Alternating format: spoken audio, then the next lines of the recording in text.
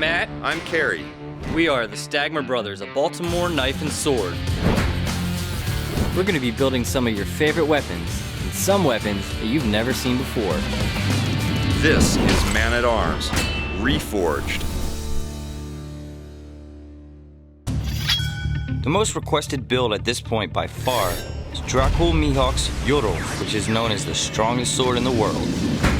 This sword has many different processes, so we're going to get right to it. We decided to use the same 1045 material that we make our large striking hammers out of.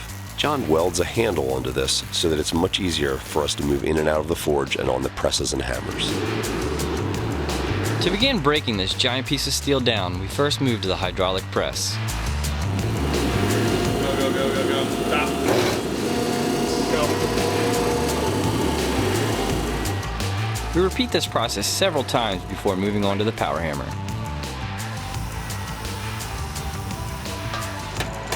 With Ilya assisting him, Sam now moves to the flat dies to start drawing our blade out to length.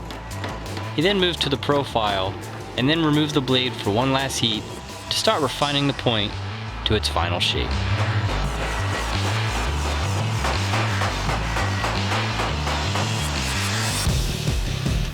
Now that the blade is pretty much to length and shape, Sam cuts off his handle to flip it around, hold it by the point, and draw out his tang.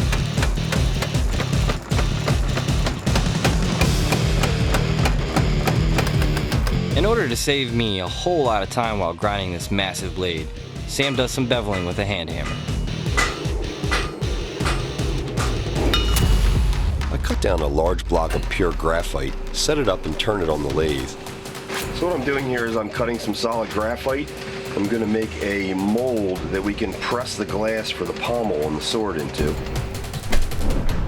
Using graphite forms, Lauren does lamp work on the glass to create the cabochons for this sword. The glass is pretty forgiving once it all gets to temperature, and I can manipulate it for quite a while actually. And then once I get the shape I want, I'm going to flame it so it gets glossy. Once you don't have anything glowing, you put the glass in here and it'll keep it to slowly cool off. Once they're cool, we're going to cut them at the bottom and put them in the kiln to anneal. After doing the lamp work, there's a fair amount of stress in the glass. It will have to be tempered. It'll go into the kiln at room temperature, be raised up to 950 degrees Fahrenheit, and then slowly cooled over a minimum of 6 hours. Our blade is so huge. Kerry did a little hogging on the edge for me last night. Probably took 4 to 5 pounds already, and I've got 4 to 5 more pounds to go. So I'm gonna start by just refining the profile here on the back side, a little bit on the edge, and then I'll start my bevel.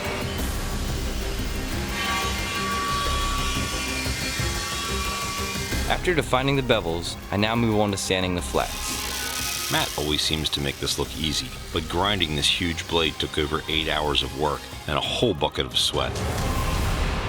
With Ilya assisting him, Sam removes the blade from the forge and places it in the water for our quench. 3, 2, 1.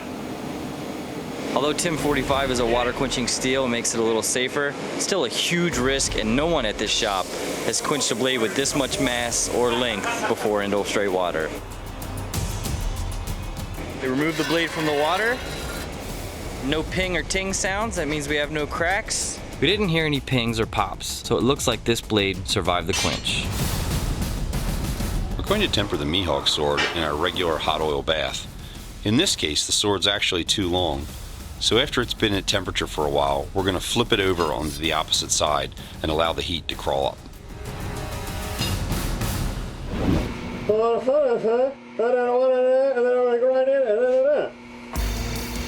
We initially set out to create this blade. We were going to leave the flat of the blade a rough forged finish. But in the anime, it has a very perfect black finish. So we're going to sand the flats perfectly and add some black oxide after polishing to create that finish. Sam's going to be at this a while. He's going to be polishing the entire blade. Most likely he'll be using 2 or 3 different sanders with different grits on them. We decided to use some black oxide acid. This is gonna turn a nice even black color. Gonna keep scrubbing it until it gets nice and black, go back and brighten the edge, and then it'll have the same look like it does in the anime. This is the wood core for our sword guard that we're going to cover in brass later. You can see I've laid my pattern out on this piece of ash, and I've started to make my relief cuts. I'm going to finish now the cuts in the end, and then we'll finish cutting her out. For the Mihawk sword, we decided to make the guard made out of wood and put brass leaf on top of it.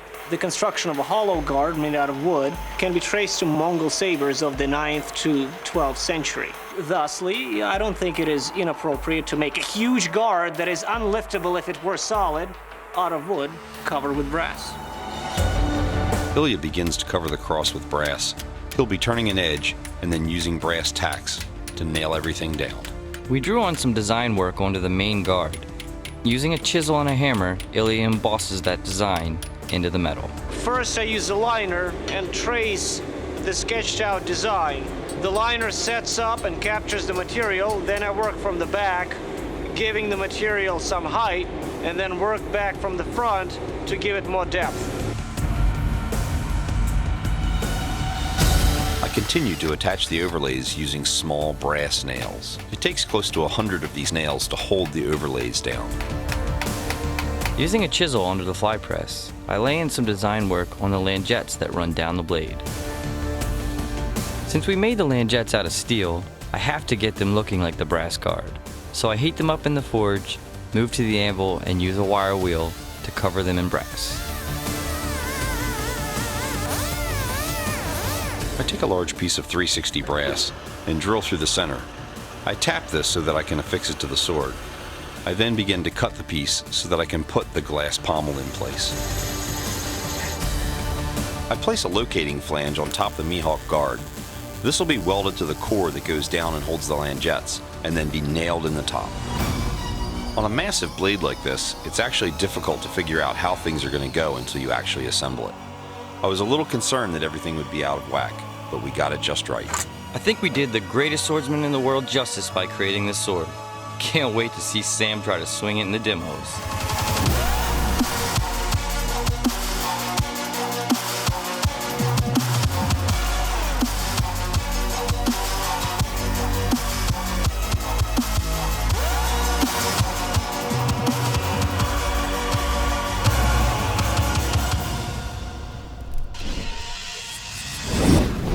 In honor of Made Man's Take Your Dad to Work Week, we brought our dad to the shop to show us how it's done. Well, not bad, son, but need a little more technique. Let Daddy show you how. That's the way to do it. Good job. Hey.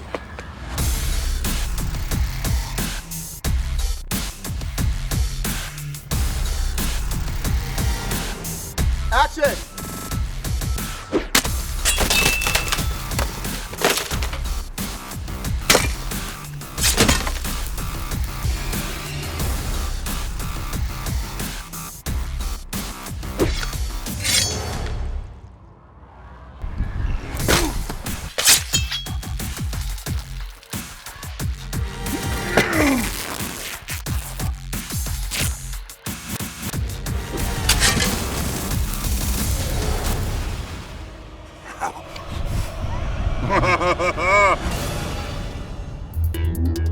Click here to subscribe, or click here to watch more episodes.